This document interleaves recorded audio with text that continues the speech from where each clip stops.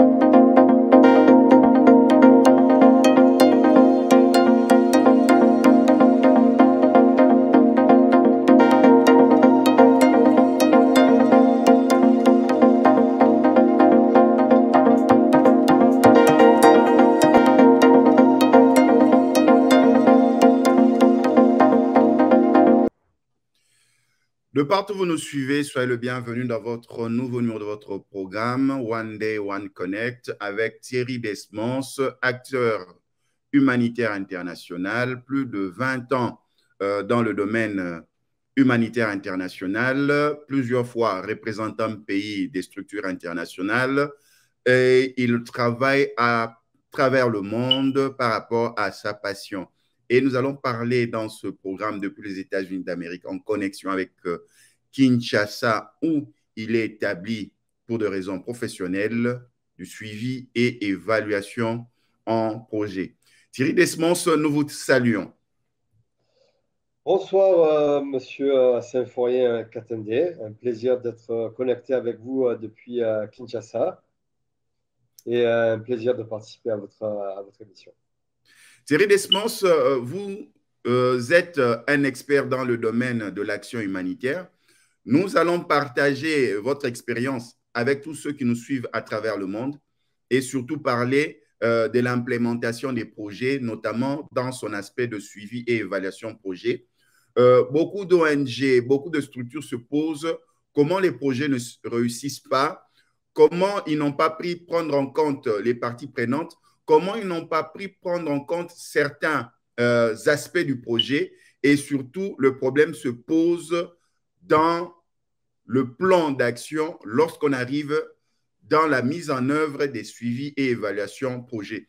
Pour ceux qui nous suivent qui ne connaissent pas Thierry Desmons, comment Thierry Desmons arrive dans le domaine humanitaire?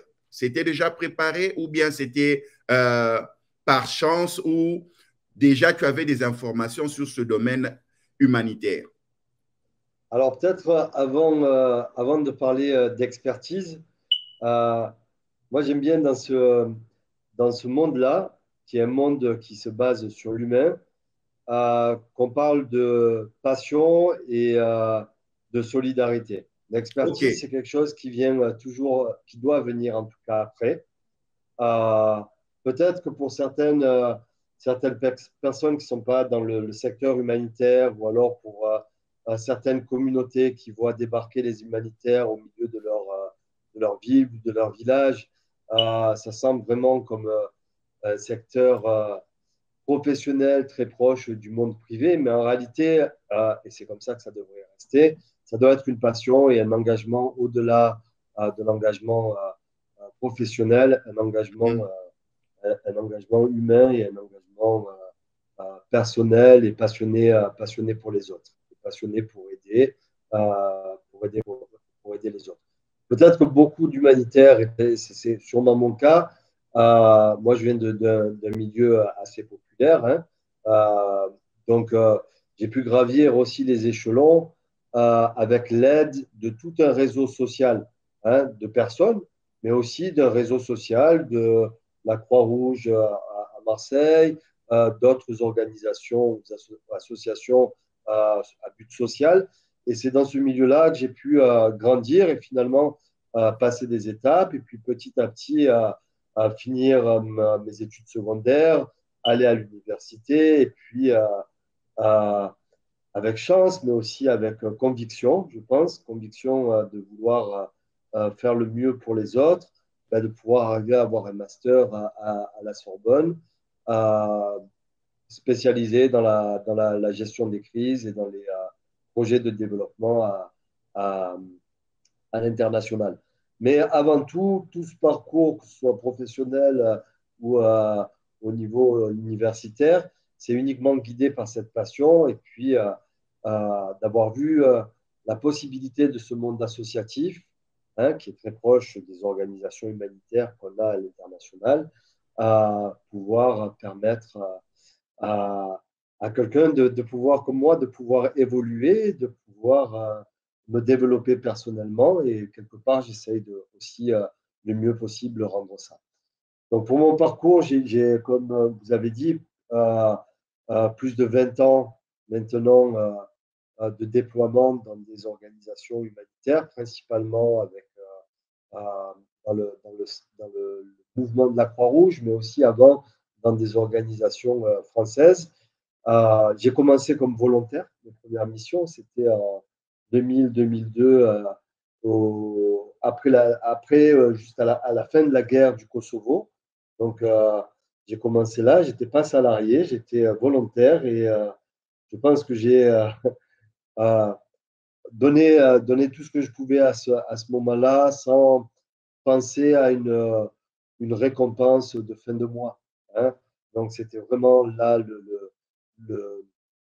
le bon démarrage pour moi dans mon engagement humanitaire, qui était vraiment quelque chose purement tourné vers les autres. J'ai eu la chance de travailler principalement avec des enfants pendant, je dirais, la moitié de ma carrière professionnelle, avant de passer plus sur des postes de coordination ou de management. Et la moitié de ma carrière a été faite directement de travail avec les enfants victimes de conflits principalement. Thierry Desmos, pour ceux qui vous prennent de Je cours… ne vous entends plus. Voilà, merci. Thierry Desmos, pour ceux qui vous prennent de cours là, est-ce que lorsqu'on s'engage dans le domaine humanitaire, on doit renoncer à soi-même? Parce que vous avez été déployé plusieurs fois sur terrain dans des pays souvent qui ne sont pas votre pays d'origine, qui est la France. Est-ce que déjà pour aller dans ce domaine, il faut savoir se renoncer à soi-même, renoncer à ses intérêts et renoncer peut-être à sa famille? Alors, oui, et puis, en partie, je dirais. Je dirais renoncer quand on a 25 ans, comme moi, quand j'ai commencé, j'avais 25 ans, être loin de ma famille, être loin de chez moi, être loin de mes amis, euh, n'avait pas une influence sur ma vie en général, que ça impacte ma vie personnelle, mon bien-être psychologique, hein, ou alors mon rendement professionnel. Euh, donc, je dirais 25 ans jusqu'à 35 ans. Puis après, c'est vrai que quand on commence à constituer une famille, ça devient différent. On doit rééquilibrer entre le travail qui est très prenant, qui nous demande des journées très longues, qui nous demande souvent de nous déplacer à l'extérieur de notre foyer, hein, même quand on est dans le pays, hein, de pouvoir, comme ici, se déplacer à l'est du Congo ou dans certains territoires. Donc oui, de ne pas être tout le temps avec la famille. J'ai eu même, à, après être marié et avoir mes enfants, dû aussi faire des missions sans ma famille, en Centrafrique, en Sierra Leone, parce que c'était des endroits qui n'étaient pas convenables pour emmener des enfants en bas âge. Euh, donc oui, il y a une certaine contrainte. Puis évidemment, c'est de laisser la famille au pays, hein. Nous, on grandit, on passe aussi, les années passent et puis la famille reste et vieillit aussi de l'autre côté. Donc c'est oui, il y a quelques sacrifices, mais encore une fois, tout ça, on le balance avec le. Je pense que ça devient un poids réel et une contrainte si c'est pas balancé par la passion qui continue de nous animer.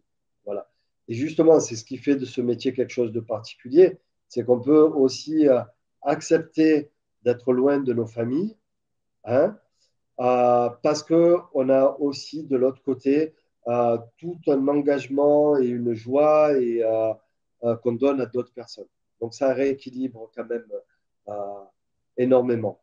Et je ne pense pas qu'il y a beaucoup de métiers qui puissent rééquilibrer entre ce qui est de cette perte et ce qui est de l'autre côté, ce qu'on gagne. De partout où vous nous suivez, nous sommes dans One Day, One Way. Nous recevons pour vous Thierry Desmos, acteur humanitaire international, plus de 20 ans dans les déploiements à travers le monde dans ce qui est projet humanitaire international. Et nous revenons après ceci.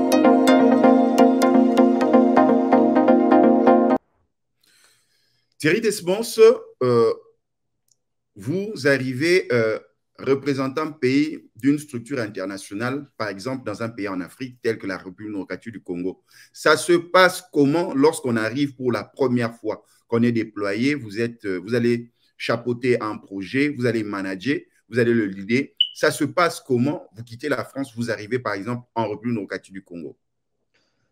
Alors moi j'aime bien, maintenant que j'ai un peu d'expérience et que j'ai donc, oui, 20 ans, plus de 20 ans, hein, puisque c'est depuis 2000, mais donc je ne voudrais pas compter maintenant le nombre de pays dans lesquels je suis Oui, allé, mais oui. oui, il y en a quand même un certain nombre. Donc, j'ai eu quand même beaucoup de déplacements, comme vous le dites, et d'arriver dans de nouveaux pays. Euh, Peut-être que quand j'étais plus jeune, j'arrivais avec certaines, certaines idées et envie un peu d'imposer mon rythme et ma façon de faire. Maintenant, je suis euh, beaucoup plus à l'écoute quand j'arrive, malgré le fait que j'ai beaucoup plus d'expérience, hein, et de connaissances. Mais je préfère être à l'écoute de mon équipe déjà, parce que souvent, quand on est expatrié, ben, on arrive et on trouve une équipe qui est là depuis des fois très très longtemps et qui a déjà toute la connaissance. Et même après une année, 2 années, 3 années dans le pays de mission, ben, cette équipe, elle aura aussi eu des années en plus et encore plus d'expérience. Donc, j'aime beaucoup écouter mes équipes. J'ai eu la chance ces dernières années de travailler avec des gens extraordinaires qui ont pu me faciliter, me faire comprendre et me guider dans mon travail. J'aime être beaucoup dans l'échange avec eux aussi. Je pense que ce qui fait la force d'un responsable de projet ou d'un manager, c'est de pouvoir consolider les idées de toute son équipe pour, euh, pour en faire une analyse pertinente. Et puis, évidemment, je pense que c'est le, aussi le principal, c'est d'écouter les gens, c'est d'aller vers les gens. Donc, souvent, les débuts de mission, je suis souvent sur le terrain, très, très souvent sur le terrain, très régulièrement, parce que c'est là où je vais écouter les partenaires, donc les organisations avec les organisations locales avec lesquelles on travaille, et puis les gens pour qui on est censé travailler. Hein. Donc, généralement, la première année de mes missions, si elle dure plus, 2 années ou 3 années, les premières années, je suis très, très souvent sur le terrain pour m'imprégner fort de ce que pensent les gens, de qu'est-ce qu'ils attendent aussi de nous, quels sont leurs réels besoins. Et après, on part de là et on réfléchit. Aussi, c'est de vraiment baser toute mon action et toute ma réflexion. Et souvent, euh, c'est quelque chose que j'essaye aussi de passer comme message à mon équipe. C'est tout ce que nous faisons, chaque pas, chaque décision doit être fait pour le bénéfice des gens. Hein. Pas pour nos idées, pas pour notre... hein, mais vraiment, on doit toujours se poser la question, qu'est-ce que ça va avoir comme impact sur les gens? Qu'est-ce que ça va permettre d'améliorer dans leur vie?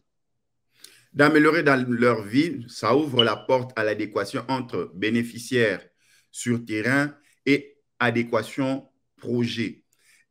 Comment vous gérez en tant que représentant d'une structure ou un de membres du staff, comment vous gérez cette adéquation pour pouvoir euh, répondre aux besoins réels des populations sur terrain? Parce que les projets que vous mettez en œuvre, c'est pour des populations humanitaires qui sont en difficulté. Comment vous répondez à cela en tenant compte des adéquations du projet? Vous arrivez sur terrain. Est-ce qu'il y a toujours des réajustements entre ce que tu as découvert sur terrain, la réalité sur terrain, et les projets écrits dans un cadre logique, par exemple? Bon, ben, déjà peut-être le terme bénéficiaire, je sais qu'on l'utilise dans certains milieux. Moi, je pense que chacun est acteur acteur du projet. Hein.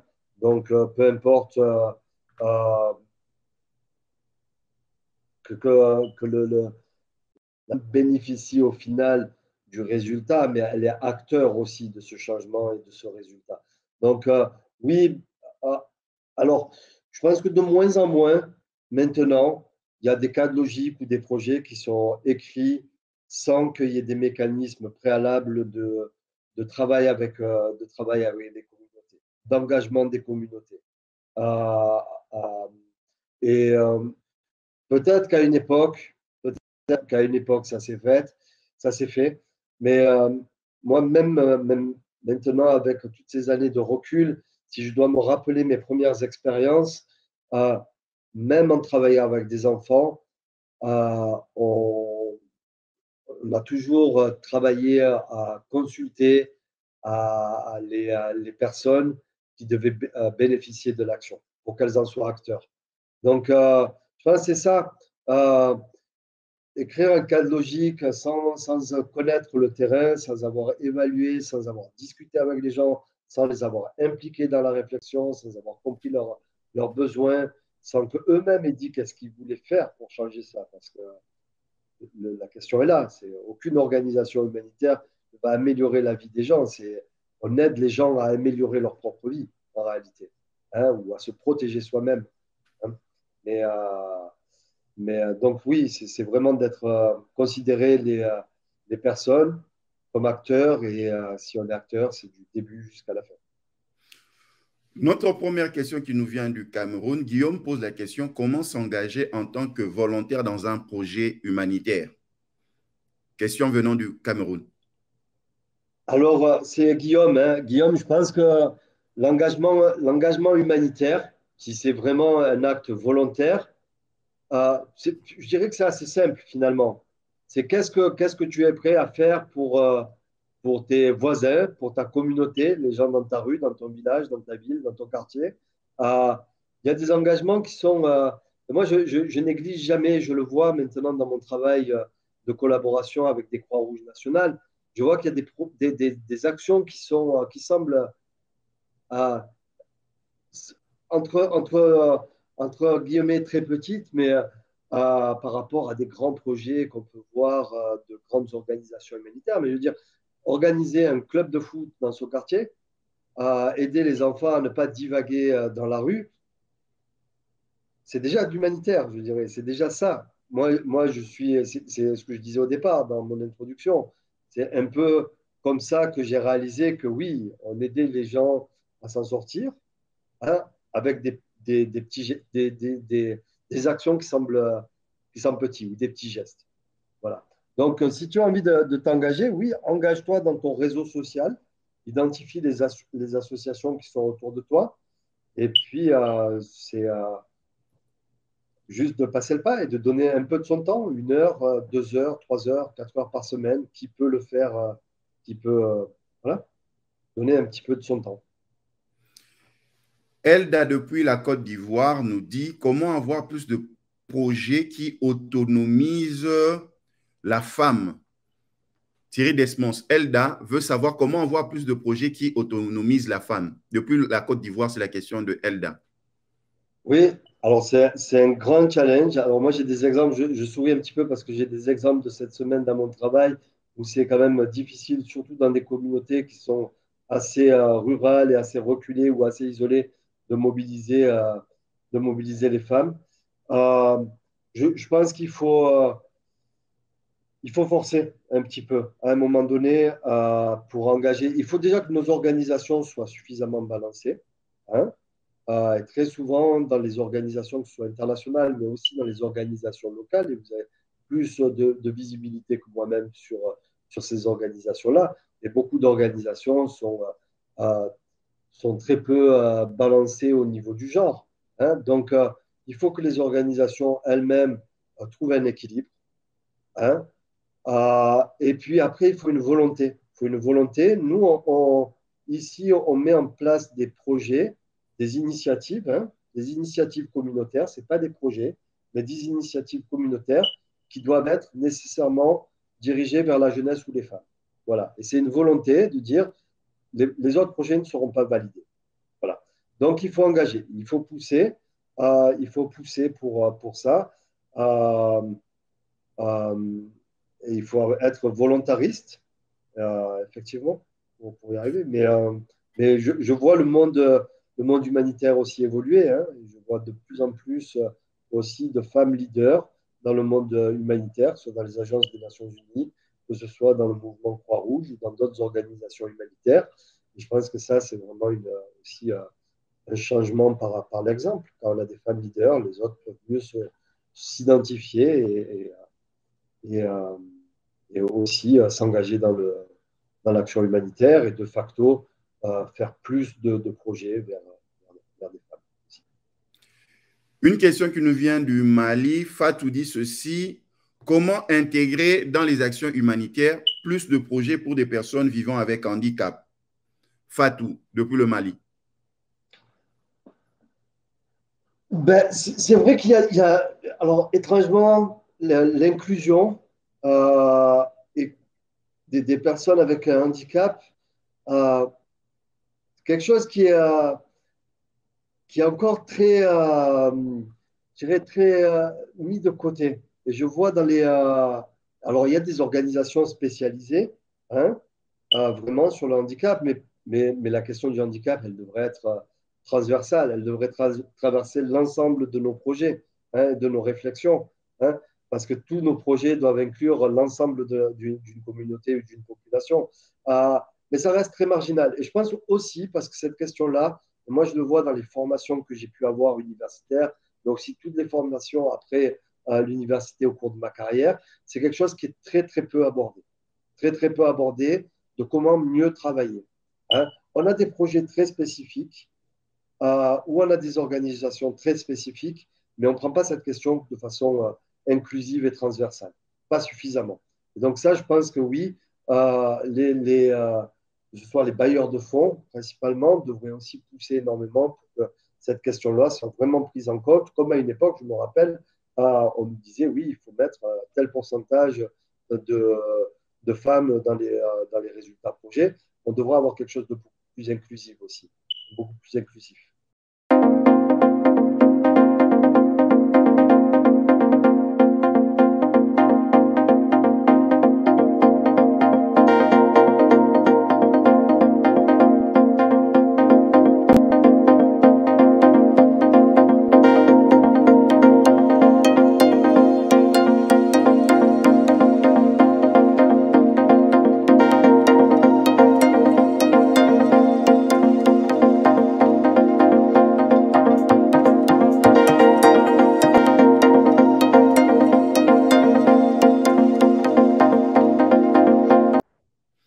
Thierry Desmos, vous mettez en œuvre dans un village un projet d'adduction d'eau potable et vous arrivez, le projet a été lancé.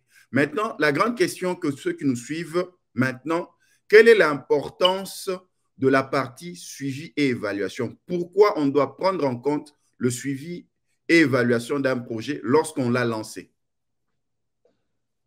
Bon, parce que bon, le projet a un certain temps de mise en œuvre et je pense qu'on ne peut pas juste arriver, poser la première pierre et attendre que la dernière pierre soit posée. Il faut quand même voir que le processus soit fait de bonne manière.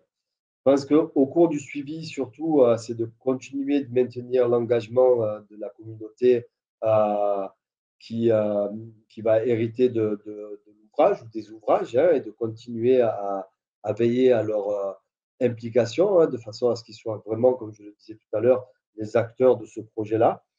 Euh, L'évaluation, c'est une nécessité pour pouvoir s'améliorer. Hein, pas uniquement pour pouvoir rendre compte aux bailleurs, hein, mais vraiment pour pouvoir s'améliorer dans la démarche. Qu'est-ce qu'on aurait pu faire mieux ensemble au sein de l'équipe, de l'organisation, de faire cette évaluation avec la communauté qui a hérité de ces ouvrages aussi pour savoir comment on aurait pu faire mieux et de façon à ce qu'on tire les leçons pour justement après améliorer à chaque fois notre action. Rien n'est jamais parfait. Hein, il y aura toujours des difficultés, des challenges, des incompréhensions. Et c'est toutes ces questions-là qu'on doit se poser au moment de l'évaluation pour réfléchir ensemble comment on va faire mieux. C'est pas juste mettre un point au projet, c'est surtout pas ça, mettre un point au projet, l'évaluation, et de se dire, bon, le travail est accompli, et maintenant je peux rentrer à la maison. Non, c'est pas ça. C'est vraiment de se dire, qu'est-ce que j'ai fait de bien et qu'est-ce que j'aurais pu mieux faire. Voilà, ou qu'est-ce qu'on aurait pu mieux faire ensemble, collectivement. Une question qui nous vient de Goma. Lona nous dit ceci. Euh, comment les jeunes peuvent avoir plus de chances à être recrutés dans les ONG humanitaires internationales. Les jeunes, selon lui, les jeunes ont plus de difficultés de pouvoir travailler dans les ONG internationales. Et lui, Ago, m'a dit comment augmenter plus de chances pour être recruté dans des ONG internationales. Nola depuis Goma. Alors, c'est un monde, alors, certains sites, Goma, on connaît, c'est très concurrentiel au niveau de l'emploi, hein, parce que beaucoup de monde cherche aussi à être recruté au sein des organisations internationales. Moi, je pense, sur les derniers recrutements, par exemple, qu'on a fait cette année, euh, on avait mis des critères aussi différents. On avait mis des critères qui étaient de chercher des gens qui étaient plus jeunes, des gens qui avaient une expérience dans des organisations locales aussi. Parce que je pense que pour quelqu'un, c'est difficile de, de rentrer directement dans une organisation internationale sans avoir passé certaines étapes professionnelles. Et je pense que vraiment de ne pas dénigrer et de ne pas mettre de côté les expériences que vous pouvez acquérir avec des organisations locales. De plus en plus, de plus en plus, les bailleurs de fonds, mais aussi les organisations internationales ou les ONG, travaillent sur la localisation et se sont rendus compte que de plus en plus, travailler avec des acteurs locaux permettait de rester, de maintenir un certain niveau dans les projets qui avaient été réalisés. Donc, beaucoup de monde cherche aussi maintenant des gens qui ont cette expérience dans des organisations locales. Et je pense que c'est ça aussi intéressant. Il y avait une des questions justement de comment mieux s'engager ou comment s'engager dans la vie, dans le monde humanitaire en tant que volontaire. Oui, c'est un premier pas. En tout cas, moi, en tant que recruteur euh, euh, dans certains projets, c'est quelque chose que je regarde et auquel je suis sensible aussi. C'est de voir si la personne a déjà eu un engagement humanitaire au sein de sa communauté avant ou pour qu'elle veut après mettre à disposition d'organisations internationales. Donc je dirais oui, de vraiment aller vers aussi des organisations qui existent au niveau local. Béatrice nous suit depuis Bukavu. Elle dit qu'elle est responsable d'une petite ONG locale. Elle travaille avec les filles mères, mais elle pose la question comment créer des partenariats avec euh, les ONG ou les structures internationales, vu que dans leur plan d'action, certains projets sociaux et communautaires ne sont pas repris dans leur ligne. Je vais essayer un peu de comprendre sa préoccupation. Comment les ONG internationales, basées par exemple en République démocratique du Congo ou à Bukavu, peuvent travailler aussi de temps en temps avec des structures locales, telles que de Béatrice qui travaille avec des filles mères, même si leurs activités ne sont pas reprises dans les grandes lignes ou les domaines d'action des ONG établies en République démocratique du Congo. Bon, dans tous les cas, je pense que pour une organisation internationale, mise à part sur des réponses d'urgence où c'est très direct comme service, sur tout ce qui va être des actions, et même à l'est du Congo, hein, sur des actions qui vont être beaucoup plus durables, les organisations internationales reposent sur des organisations locales. Voilà. C'est comme je disais tout à l'heure, la localisation est très importante, hein. Donc normalement, le processus et l'organisation internationale vient apporter une expertise supplémentaire à l'organisation locale qui elle-même va rester sur place au-delà de la présence de l'ONG internationale. Euh, Moi, je pense qu'après, c'est vraiment pour les organisations locales de se faire connaître, de participer aux différents forums ou plateformes humanitaires qui existent, de faire la promotion de leurs activités, de créer du lien, de faire du réseautage, comme on dit, de rencontrer les gens, de de présenter ses activités, d'inviter les personnes à aller voir comment se mettre en place les activités au sein des communautés. C'est vraiment de promouvoir l'activité, de la faire connaître. Donc, ce réseautage est vraiment important. Et de toute manière, je dirais, au-delà de ça, pour tout le monde, le réseau est important. Le réseau est important, il est crucial. Donc, même pour les organisations internationales, les ONG internationales, de connaître ce qui existe autour de soi avec toutes les initiatives. C'est une source potentielle de partenariat ou pas, mais en tout cas, ça peut être une source de réflexion, hein, pour mieux faire aussi d'autres types de choses. Thierry Desmos, est-il possible de plus impliquer les communautés locales, parce que vous préférez cette appellation de communauté locale à la place des bénéficiaires, dans l'implémentation de suivi et évaluation? Est-ce qu'il est possible de les impliquer? Parce que eux, à la fin, ce sont eux qui vont bénéficier du projet. Comment ils peuvent être aussi acteurs dans ce processus de suivi et évaluation? Est-ce que c'est possible aussi de mettre en marche une telle politique? Oui, je pense que chacun est acteur de son changement. De son changement. Euh, donc, l'implication dès le départ, la discussion, et c'est sans, je dirais, chacun l'est, même un enfant de 10 ans est capable Moi, j'ai travaillé beaucoup avec des enfants, hein, ce que j'ai dit, pendant plus de 10 ans, j'ai travaillé sur des projets de protection de l'enfance, et c'est toujours eux qui m'ont donné les idées de comment mieux faire. Donc oui, c'est d'être aussi écouter les communautés locales, oui, ou les acteurs locaux, hein, parce qu'ils sont acteurs. Donc, c'est vraiment de les écouter, de prendre le temps de les impliquer sur des processus même d'élaboration de projets. Nous, on a des projets maintenant qu'on développe qui sont euh, au niveau très local, hein, au niveau de villages ou petites entités géographiques.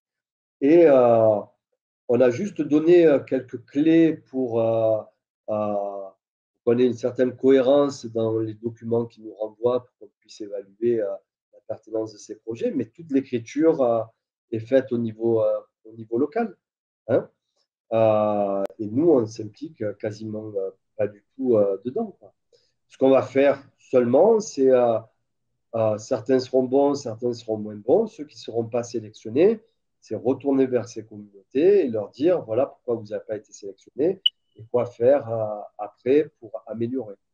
Euh, mais oui, je pense que de toute manière, hein, on n'est que des accompagnateurs des gens. On ne peut pas être acteur à leur place. C'est pas possible. On ne peut pas arriver des États-Unis, de l'Angleterre, de la France, de la Suisse ou quoi que ce soit et dire qu'on va changer les gens, hein, ou changer leur façon de faire, ou eux-mêmes les pousser à changer. Ce n'est pas possible. On est juste des accompagnateurs de ce qui existe dans le pays. Une question qui nous vient de Paris. Hugues dit ceci: quel est l'impact qu'a eu le COVID-19 sur la manière de gérer les structures internationales, sur la manière de placer les priorités? Est-ce que vous avez bénéficié de cette capitalisation de la période COVID? Alors, j'ai l'impression que Covid est déjà très loin derrière nous. Évidemment, ça a modifié énormément dans notre façon de travailler, dans notre façon de travailler en interne, où on a réalisé qu'on pouvait aussi, où on a dû travailler beaucoup à travers des écrans, hein.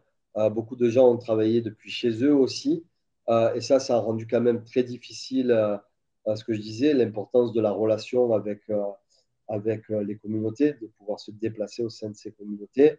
Euh, Moi, j'étais sur le terrain à cette époque-là, j'étais au Cameroun. Euh, et nous, on n'a pas modifié nécessairement notre rythme de rencontre avec les communautés. Évidemment, on a aménagé un petit peu la façon de travailler ensemble avec moins de gens, donc éviter les grands groupements quand on descend dans un village ou quoi que ce soit. Généralement, tous les gens se regroupent. Là, c'était quand même avec beaucoup de préoccupations et d'organisation avant, beaucoup moins spontané, je dirais. Et puis évidemment, je pense que ce qui me marque du début de l'époque Covid, c'est vraiment que tout le reste presque a été oublié. On a tous focalisé sur le Covid pendant un certain temps et tout le reste a été complètement oublié. L'argent arrivait pour le Covid, notre attention c'était Covid, faire de l'action Covid, etc. Ça s'est ça c'est après un certain temps, on est, je dirais, revenu à recentrer nos actions vers d'autres d'autres besoins ou d'autres problématiques. Mais c'est vrai qu'il y a eu une période où c'était vraiment, je dirais, les premiers 6 mois, autant en interne, la façon de travailler en interne a dû être modifiée, réorganisée. La façon de travailler avec les acteurs locaux a dû être aussi modifiée. Et puis, nos projets ont été largement impactés pour être redirigés vers des actions Covid. Et notre question directement par rapport à cette thématique, est-ce que aujourd'hui les structures internationales ont appris à être plus flexibles à cause du Covid? Ça veut dire que un cas extrême peut arriver et nous nous orientons directement et nous détruisons les codes par rapport aux priorités. La Covid, ça a été quand même quelque chose de spécial. Ça a été quelque chose de spécial, Covid. Euh, je pense que c'est un peu difficile pour moi de répondre à votre question parce que je n'ai pas changé vraiment d'organisation et puis il n'y a pas eu d'autres grands événements. Je dirais quand même, quand il y a un grand événement, on a tendance à être un peu aimanté par cet événement. Hein. C'est comme on peut voir aussi en termes de zones géographiques, dans certains pays, c'est certaines zones géographiques qui aimantent l'ensemble des acteurs humanitaires ou des financements humanitaires. Hein. Euh, donc, on a quand même tendance dans ce milieu-là à être très aimanté.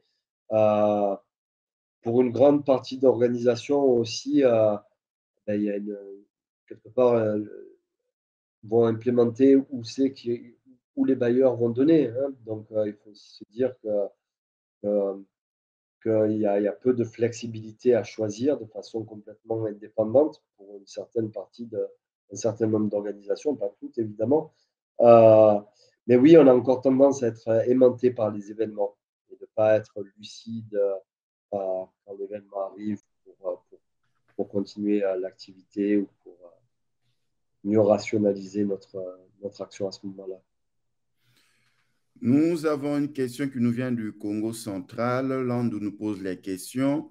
Comment vous établissez les priorités en moment de catastrophes humanitaires telles que les éruptions volcaniques, par exemple? Alors, bonne question. Moi, j'étais là en 2021 quand le Nyiragongo, il y a eu l'éruption du Nyiragongo. Donc, j'étais à Goma 2 jours après l'éruption. Euh, alors, sur les actions humanitaires, les actions d'urgence, on a toujours on a quelques standards de réponse hein, sur l'accès à l'eau, sur le shelter, sur le shelter, parce que là, on l'a vu par exemple sur Miragongo, la population, une grande partie de la population s'est déplacée. Mais par contre, euh, rien n'empêche, donc on a certains standards de réponse assez rapides. Puis encore une fois, je prends l'exemple du Miragongo, c'était intéressant parce que la plupart des réponses les plus rapides ont été faites par les organisations locales. Hein pas par les organisations humanitaires qui ont mis après en place la semaine qui suivait ou les jours qui suivaient une réponse. La première réponse de distribuer de l'eau quand les gens se déplaçaient, c'était fait par les organisations locales qui étaient présentes sur place. Non, donc il y a ces standards. Après, je pense que malgré tout, il faut comprendre les populations, comment elles fonctionnent, même dans l'urgence. L'exemple du Nyiragongo, moi, ça m'a marqué parce que euh, les gens sont partis, mais sont revenus très rapidement. Certains ne sont pas partis très loin aussi parce que, évidemment, tous leurs biens étaient là. Ils n'avaient pas envie de s'éloigner de leur maison, même si elles étaient à risque. Donc, il y a aussi toute une compréhension d'analyser le passé, de comment se sont faits dans ces endroits-là les désastres précédents, comment ont réagi les populations à ces moments-là. Donc, de bien avoir une compréhension presque plus anthropologique hein, pour pouvoir préparer une réponse adaptée. Voilà. Il y a le standard, il y a vraiment la compréhension. Il y a des fois un décalage aussi. Hein. Moi, je l'ai vu sur le Nyiragongo où on a eu un certain décalage entre ce qui était prévu, ce qui aurait dû être fait presque, ou ce qu'on voulait faire, et la réaction de la communauté, de la population en général. Une question qui nous vient de la Belgique. Il y a Hélène qui dit ceci. Qu'est-ce qui se passe sur le plan personnel lorsqu'on doit être déployé dans une zone à risque, par exemple, de conflit? Dans quel état d'esprit vous vous retrouvez? Alors, je ne sais pas, je ne peux pas parler vraiment pour mes collègues. Euh, pour moi, c'est un peu l'essence de mon travail aussi. Hein. Si à un moment j'ai décidé de travailler, bon, j'ai travaillé dans des projets de développement où on a plus de temps, de réflexion, mais principalement je travaille principalement dans des zones de conflit ou dans des situations d'urgence. Euh, c'est un état d'esprit. Je pense que ce qui est intéressant, c'est de ne pas se laisser griser, de ne pas se dire je suis euh, le sauveur, j'arrive ou c'est l'aventure. Non, il faut être très lucide et très calme. Et généralement, les équipes qui sont déployées sur les urgences, vous verrez, les gens sont calmes. Ce pas des gens qui vont courir à droite, à gauche. C'est calme, prendre le temps de parler, de comprendre, d'observer. Donc, c'est vraiment un moment assez intense au niveau personnel parce que ça demande vraiment une concentration très forte. Hein. Bon, après, le Nyiragongo, par exemple, je suis resté donc les 15 premiers jours, puis j'ai retraversé le lac pour aller de Goma à Bukavu. Je pense que j'ai dormi tout le long, puis en arrivant à Bukavu, j'ai dû dormir toute la journée, toute la soirée. Il y a aussi ce côté de se dire, bon, c'est le moment où il faut être surconcentré, pas excité, mais surconcentré, être à l'écoute, vraiment vigilant, prendre les bonnes décisions le plus rapidement possible. Il y a très peu de sommeil. Dans ces moments-là, il y a vraiment un grand travail d'équipe qui se fait. Euh, Moi, c'est quelque chose qui me convient sur ces moments-là. Mais je pense que c'est surtout entre l'urgence et tout ce qui peut se passer autour d'une urgence, comme on le voit de l'extérieur, quand on est acteur de cette urgence-là, on doit être calme. On doit être calme et on doit observer, quelque part prendre le temps, hein, essayer de faire tourner la machine un peu au ralenti pour bien comprendre et pas prendre les mauvaises décisions. C'est trop facile de prendre dans l'urgence des décisions qui seraient décalées. Quand je suis arrivé au Une, Niaragongo, la première chose que j'ai faite, c'était monter sur voir où la lave était passée et où étaient les gens. Et pas de m'asseoir et de discuter, c'est d'aller voir et de comprendre où ils en étaient, comment ils avaient réagi, d'avoir aussi un peu cette sensation de qu'est-ce qu'avaient vécu les gens à ce moment-là. une question qui nous vient de la Suisse. Solène nous pose cette question pour savoir, il y a une vie professionnelle humanitaire sur terrain, mais comment vous faites pour, par exemple, vous détendre? Parce qu'après tout, vous avez aussi une vie personnelle. Ben, écoutez, moi, chacun réagit un peu à sa manière.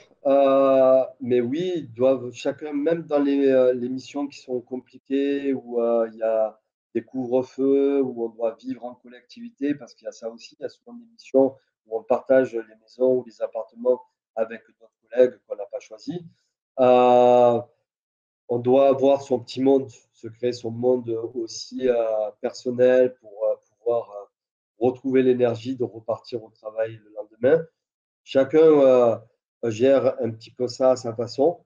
Moi, bon, maintenant, je suis avec ma famille, donc c'est beaucoup plus facile pour moi après le travail de pouvoir passer à une vie familiale. Mais il faut avoir des intérêts, il faut s'intéresser à la vie locale. Qu'est-ce qui se passe au niveau sport, au niveau culturel, au niveau tout ce qui peut plaire. Il y a plein de choses qui se passent autour de soi, même dans des endroits qui sont parfois assez isolés. Moi, je me rappelle au Sud-Soudan, j'étais là en 2005 dans le Western Bar El Ghazal, où il n'y avait quasiment aucun acteur humanitaire. Mais il y avait des choses qui se passaient. Les gens faisaient de la musique. Il faut savoir s'intéresser à autre chose que le travail. Et aussi, je pense, pour nous qui sommes étrangers, quand on arrive dans un pays, c'est aussi s'intéresser, pas que le travail, c'est aussi l'intérêt, c'est de s'intéresser aux autres et de savoir, voilà, d'apprendre d'autres choses et de connaître d'autres personnes. Donc, c'est vraiment enrichissant. Je vois beaucoup de collègues qui restent beaucoup entre eux. Moi, j'essaye vraiment de leur dire, non, allez, sortez, allez rencontrer d'autres personnes. C'est un peu aussi le but, pourquoi on a fait aussi ce métier, pourquoi on n'est pas resté faire du social ou de l'humanitaire dans notre pays d'origine. C'est aussi parce qu'il y a ce côté-là de pouvoir rencontrer d'autres personnes et de s'enrichir de plein de différentes choses. Voilà. Thierry Desmond, nous prenons déjà la dernière ligne droite de ce programme parce que nous devons aussi vous laisser aller continuer vos obligations. Merci. Par rapport au visage de personnes que vous rencontrez, parce que l'échange est humain, quelle est la place de la communication? Communiquer avec les partenaires, communiquer avec les communautés. Quelle est la place de la communication? Est-ce qu'on doit avoir ce temps d'écouter, de communiquer pour comprendre l'autre? Alors, c'est évident, c'est la base de la relation humaine. Si on fait de l'humanitaire, c'est qu'on on- on communique avec l'autre. Hein, ça on peut pas faire de l'humanitaire en restant enfermé chez soi et en, en étant un idéaliste ou en pensant juste aux choses. Non, non, non, la communication, c'est la clé de tout. Euh, Moi, j'aime bien, par exemple, le matin, euh, prendre le temps, pas rentrer directement dans mon bureau, ouvrir mon ordinateur et me mettre dessus mon ordinateur, mais aller saluer mes collègues. Selon les endroits où je suis, c'est aller aussi saluer des partenaires, mais vraiment prendre le temps. Ce que je dis, c'est, à l'époque, je disais perdre son temps. C'est-à-dire, les gens me voyaient arriver à 8 heures au bureau et ils me voyaient seulement rentrer dans mon bureau à 9 heures. Pendant 1 heure, j'avais fait que discuter avec les gens. Et pendant tous ces moments-là, c'est tous ces moments-là qui font qu'on on améliore la journée. Hein. On prend quelques petites questions. On crée la confiance, hein, avec les autres. Cette question de confiance, elle est essentielle. Elle peut se passer que si on se donne soi-même à se découvrir. Hein. C'est-à-dire qu'une personne n'aura pas confiance en moi si moi-même, à un moment, je ne prends pas le risque de lui dire qui je suis, de montrer ma personnalité réelle. Euh, et il n'y aura pas de communication si moi, je ne suis pas intéressé de connaître l'autre. Donc, je pense que c'est clé. C'est clé. C'est clé pour le travail en équipe et c'est évidemment essentiel avec les communautés.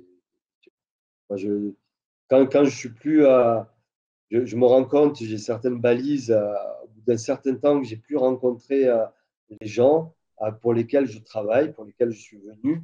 Alors, je sens un manque. Je sens ce manque et un peu une perte de sensation. J'ai besoin de retourner pour les écouter et qui me ramènent à la réalité de pourquoi je fais ça, quoi. Donc, c'est essentiel. Communiquer. Thierry Desmond, c'est déjà la fin de ce programme. Qu'est-ce que vous pouvez partager à ceux qui nous ont suivis? Et nous savons encore, nous allons trouver un autre agenda pour vous inviter encore dans notre programme.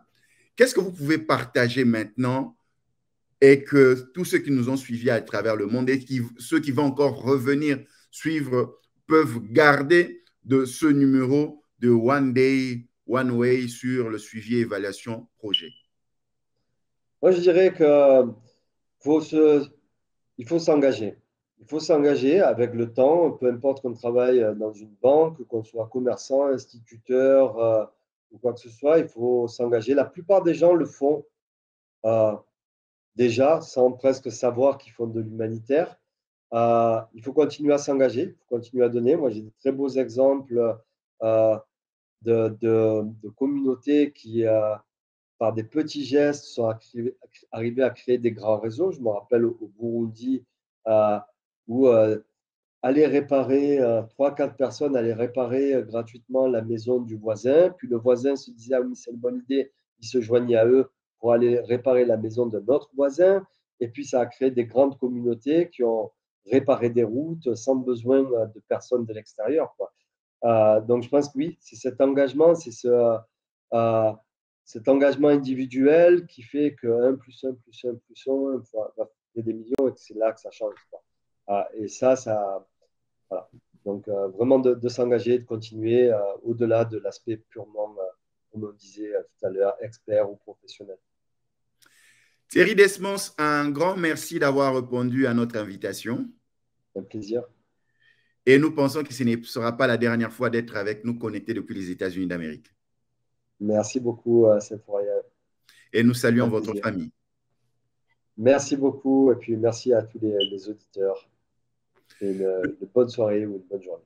Merci à vous aussi. De partout où vous nous avez Merci. suivis, nous avons reçu pour vous Thierry Desmons, plus de 20 ans d'expérience professionnelle dans le déploiement à travers le monde et dans l'implémentation projet. Nous avons parlé de suivi et évaluation projet. Merci pour toutes les questions qui ont été posées. Merci, il y en a beaucoup, mais nous allons chercher à acheminer les questions même par message à Thierry Desmons afin de répondre au fur et à mesure à tous ceux qui nous suivent. Restez connectés à nos programmes et bonne soirée à tout le monde. Merci Thierry. Merci beaucoup. Bonne soirée. Merci Merci. beaucoup.